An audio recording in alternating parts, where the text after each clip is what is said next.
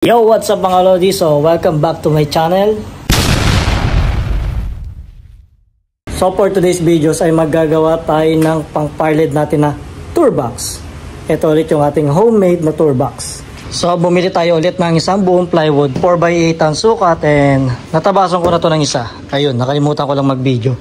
So, kasya na tong isang buong plywood para sa ating gagawin na tour case para sa ating 8 pieces na parled. Yung Big Dipper 001, yun yung malaki. Tabasin natin to lahat, tapos assembly natin.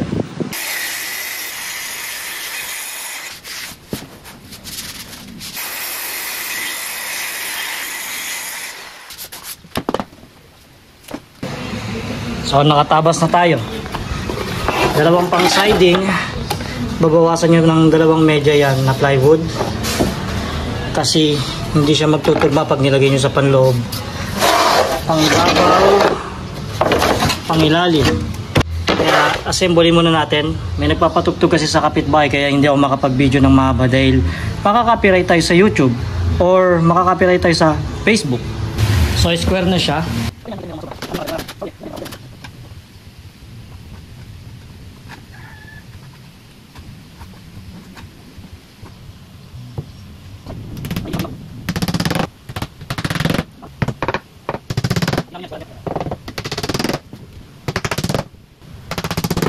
So, yari ng ating box. Eskwalado, napaka-basic. Bubutasan muna natin yung lock. And then, bubutasan na natin siya paikot. Hatiin na natin siya para sa magiging pinto.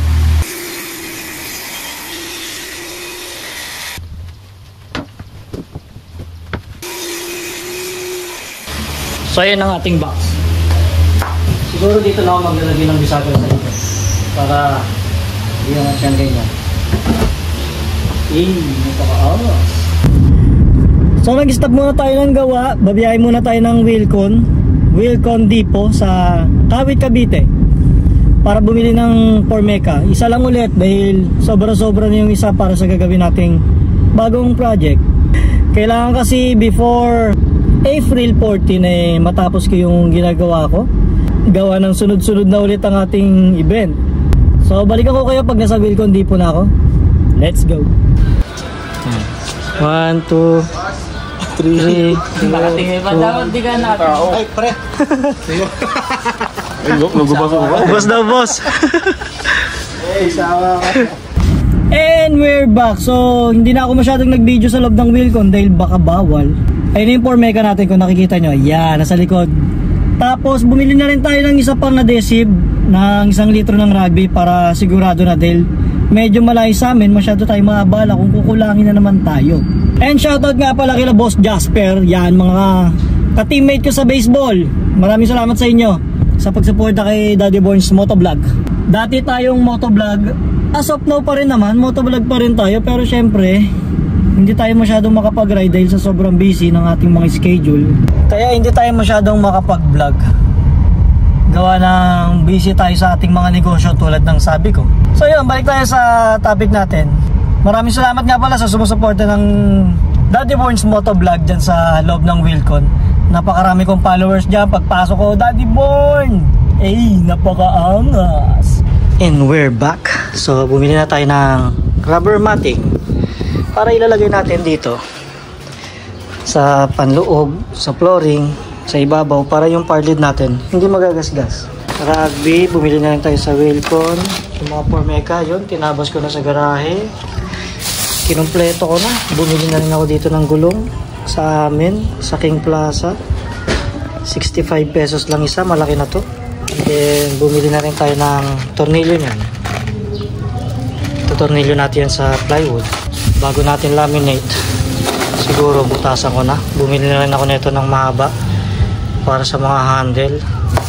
And then lalagyan natin ng washer para hindi lumusot in case na mabigat yung buhat. So installation muna tayo ulit. Update ko kayo pagkakabit ko pa isa-isa. Let's go.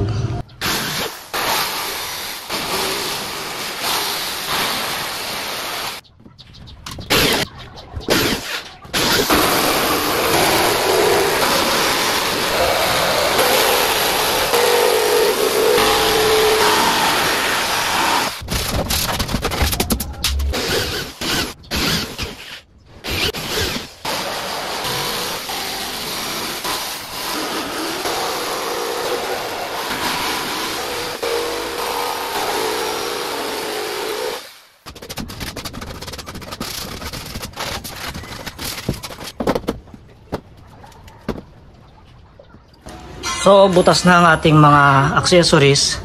Una natin lalagyan tong ilalim, tapos lalagyan na natin siya ng gulong. Let's go.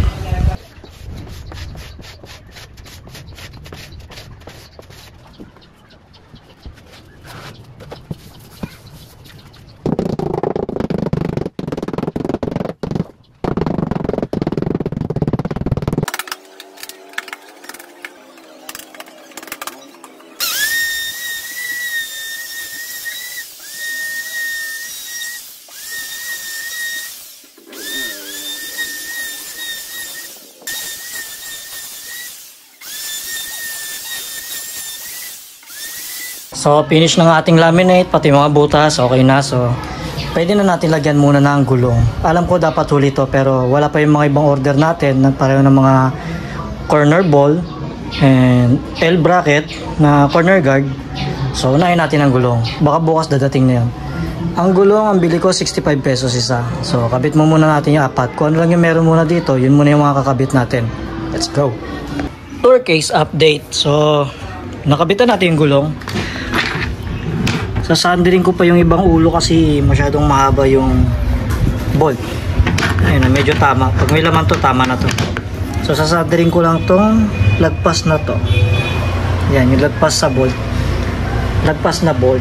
Yan. Pero hindi ko na muna tatanggalin tong plastic dahil hindi pa tayo tapos magawa. Tatanggalin natin yan pag finish na talaga lahat. Ganda na ito. Napakaangas. Ayan, sandirin ko muna. Tingin yung ginamit ko dito, ang bolt ang ganda. Pantay siya sa plywood. Pero may goma naman yan. May matting yan. Yan yung rubber matting na black para hindi magasgas yung ating mga unit. Pero mas maganda na rin yung pantay lang para pulido yung pagkakagawa. Torque case update. So dumating na yung parcel natin, sakto. Pero kulang pa yung angle bar para sa corner guard. Yung handle, dumating na rin yung mga twist lock natin. So, kabitan natin. Let's go! So, gagamitan natin siya ng 360 na rivet. And then, washer para hindi lumusot pag binuhat ng mabigat.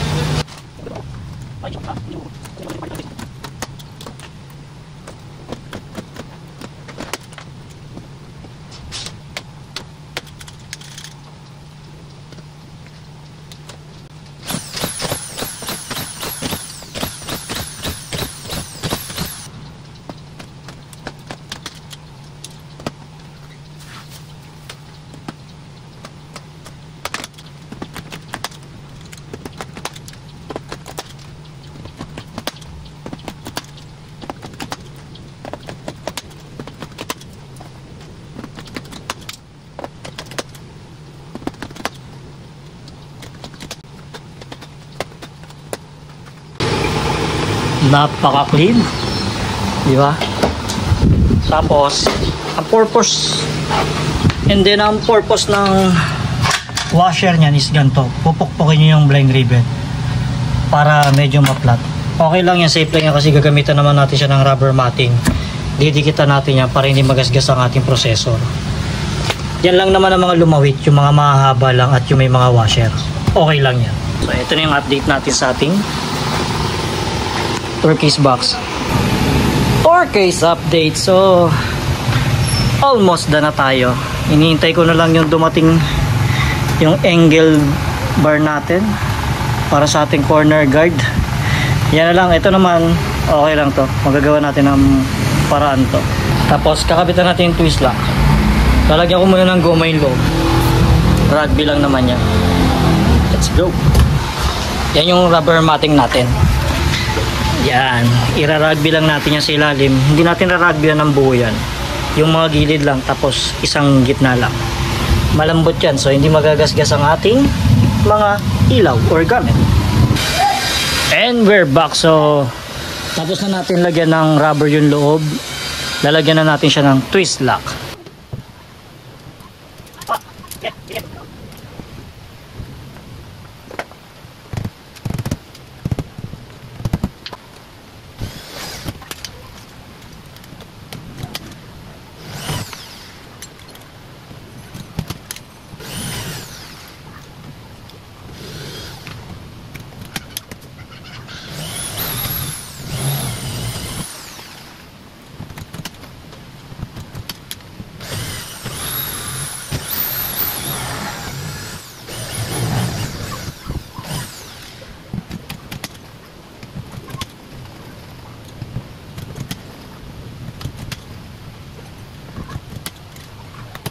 another tour case update. So hindi ko pa ito alam kung paano ikabit. So tinesting ko muna and tama naman. Napakaangas, parang professional. So kakabitan ko pa ito isa sa gitna para safe na safe sila. Bala ko 4, kaso mo nga lang masyado ng marami. So isa na lang sa gitna, okay na yan. Ganda, parang professional lang gumawa. First time lang yan ha.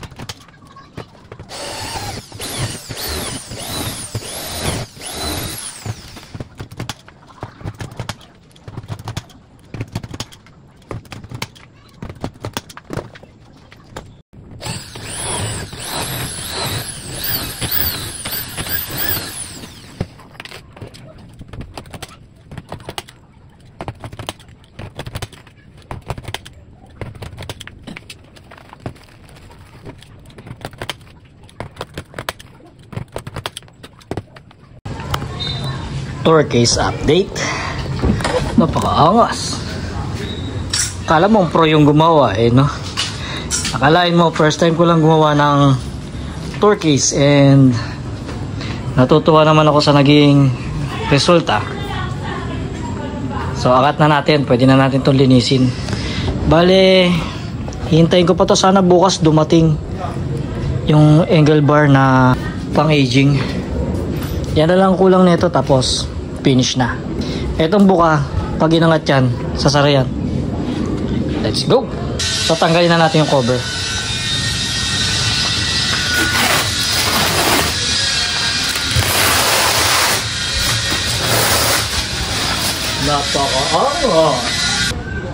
So yun, tapos ng ating tour case.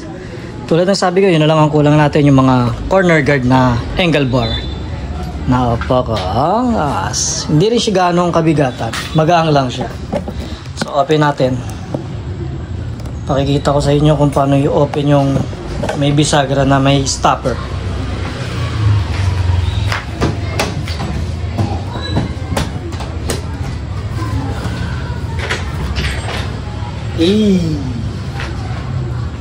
Diba?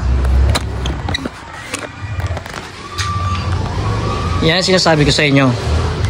Yan ang purpose ng rubber matting. Malambot yan. Tingnan nyo kung gaano kayang kalambot. Yun o, nalubog. So, pag pinatong yung mga processor dito, kahit bangga-banggaan yan, it's safe. Hindi ko na nilagyan ng divider dahil masyadong matrabaho. Dahil pang personal use ko lang naman to. So, pwede na sa akin yan. Tingnan yung corner. Napakalinis, diba? Yan ang mga corner. Ayusin na natin, total para sa atin naman yan eh. So sana bukas dumating na yung parcel natin para may cover na natin ng totally tapos na. Let's go.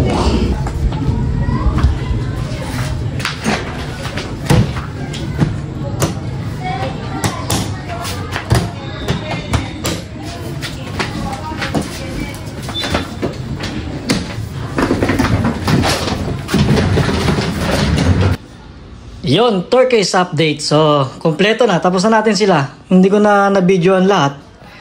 So, wala pa rin. Hindi pa rin dumadating yung parcel natin ng aging na angle bar. So, okay lang yan. Pero, yun na lang ang kulang. Yan na lang. Kasi yan na lang. So, kaya na yan. Yung rubber niyan, meron na yan sa loob. Safe na yung mga processor natin dyan. Safe na yung mga parled natin dyan. So next natin yung pang Live Shockwave SWA 1500. Ang loob nito may mga washer. May nagsasabi, paano kaya yan pag binuhat tong power amplifier? Hindi kaya mahugot? So hindi mahugot yan kasi etong rivet nyan, tagusan, and then may washer yan sa loob, tapos pinukpo ko para maging flat yung loob. Kaya safe yan. Next natin, itong torque case natin para sa Crown SS 800. And then yung processor natin, nilagyan ko na rin siya ng handle para wala siyang bakante dito sa gitna, di ba? Di maganda. So, finish na ang ating mga torque case. Kung mayroong magpapagawa, message nyo lang ako.